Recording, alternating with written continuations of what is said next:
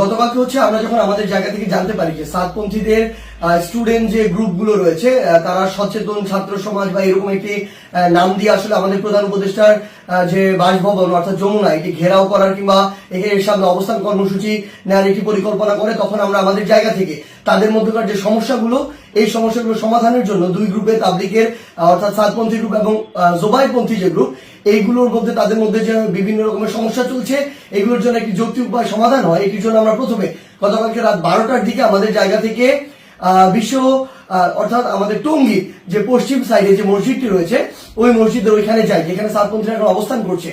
সেই জায়গাটিতে আসলে আমরা গিয়ে তাদের সাথে রাত 12টা থেকে প্রায় 2টা পর্যন্ত কথা বলি এবং তাদের জায়গা থেকে তারা যে চিন্তাটি করেছিল সকাল 10টায় এখানে তারা অবস্থান কর্মসূচি ঘোষণা করবে এরকম একটি কথা ছিল এবং তারা বলেছিল এটি কেন, কারণ তারা মাওলানা সাদ সাহেবের ভিসা চায় এবং তারা তাদের জায়গা থেকে 5 দিনের জোর করার 20 থেকে 25 তারিখ পর্যন্ত জোর করার একটি দাবি জানায়।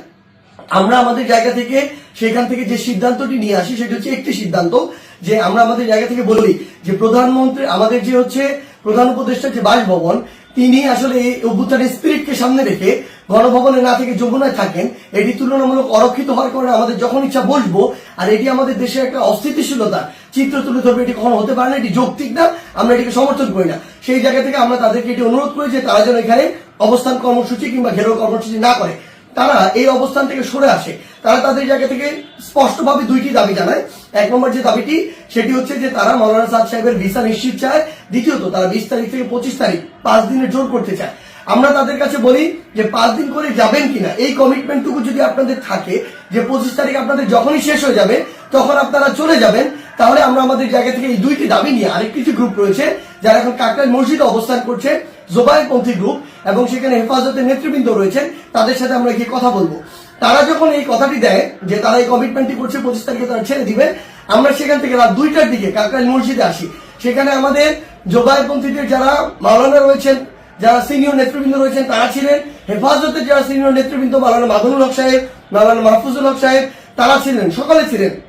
আমরা যখন তাদের সাথে আলোচনা করছি রাত 2টা থেকে 3টা যখন ক্রস করে যাচ্ছে তখন এই আলোচনা চলাকালীন সময় আমাদের কাছে ফোন আসে যে সাতপন্থীদের যে গ্রুপটি রয়েছে সেখান থেকে তারা তাদের জায়গা থেকে ওই যে আরেকটি যে মাঠ রয়েছে যে মাঠটি হচ্ছে ইস্তেমার যে মাঠ, যে মাঠটি সেদিকে যাওয়ার জন্য তাদের 10, 15, 20 হাজার মানুষ আসলে ওই রকম একটি তাদের পরিকল্পনা কিংবা মুভ দেখা যাচ্ছে। আমরা সাথে সাথে সাতপন্থীদের যে মাওলানা আব্দুল্লাহ সহ আরো 2 জনকে ফোন দিয়ে বলি যে আপনাদের সাথে এটি কথা হয়েছে যে আপনারা 10টা এখানে বসবেন না এবং আপনাদের 2টা দাবি নিয়ে আমরা আমাদের জায়গা থেকে এখনই আরেকটা গ্রুপের সাথে কথা বলবো, কালকের মধ্যে অর্থাৎ আজকেই আপনাদের 2 গ্রুপের বসার ব্যবস্থা করব, মাওলানা সাদ সাহেবের ভিসা বা এই সংক্রান্ত আলোচনা সেখানে হবে। এই যে আমাদের 5 দিন যে আপনারা থাকতে চাচ্ছেন এই কমিটমেন্ট যদি আপনারা দেন সেটি নিয়েও সেখানে আলোচনা হবে। যখন আমরা জানতে পারি তাদের দিকে মুভ করছে আমরা তাদেরকে স্পষ্ট করে বলি আপনারা যদি সেদিকে মুভ করেন আমাদের আলোচনা চলাকালীন তাহলে আপনারা আমাদের আলোচনাকে অসম্মানিত করছেন এবং আমাদের প্রতি যে শ্রদ্ধাটুকু রাখা উচিত আপনাদের সেটুকু আপনারা রাখছেন না। সেটি যদি করেন তাহলে আপনাদের পক্ষে আমাদের অবস্থান থাকবে না, একদম ক্লিয়ার বলে দিই। এবং আমাদের জায়গা থেকে এরকম কোন মেসেজই ছিল না যে আপনারা ওইখানে চলে যান 5 দিনের জন্য অবস্থান নেন। এটা কোনোদিন আমরা একটা প্রতিনিধি দল কখনো বলতে পারি না। এটা পুরো একটি সরকারের বিষয়, মন্ত্রণালয় বা উপদেষ্টাদের বিষয় এবং প্রশাসনের সামগ্রিক একটি ডিসিশন। ইভেন গাজীপুর মেট্রোপলিটন পুলিশের ডিসিশন দেওয়ার কেউ না। সেই জায়গা থেকে তারা এই সব কোনো কিছু তোয়াক্কা না করে যেটা হলো যে সেখানে এই দখলের বিষয়টিতে সেদিকে চলে যাওয়া হলো এবং ফাইনালি এখানে একটি সংঘর্ষ ঘটলো, যেই সংঘর্ষে 3 থেকে 4টি প্রাণ আমরা হারিয়েছি। আসলে সবচেয়ে গুরুত্বপূর্ণ কথা গতকালকে আমরা তাদেরকে বলেছি যে তাবলিগের আসলে আপনারা যেই কাজগুলো করছেন এগুলো তাবলিগের স্পিরিটের সাথেও যায় না, এগুলো ইসলামের মুসলিমের স্পিরিটের সাথেও যায় না, কোনো কিছুর সাথে যায় না। এখানে আপনাদের ব্যক্তিগত গোষ্ঠীগত কোন জিনিসের মানে বহিঃপ্রকাশ আপনারা এখানে ঘটাচ্ছেন, ক্ষোভের হোক দ্বন্দ্বের হোক এই বহিঃপ্রকাশগুলো ঘটাচ্ছেন।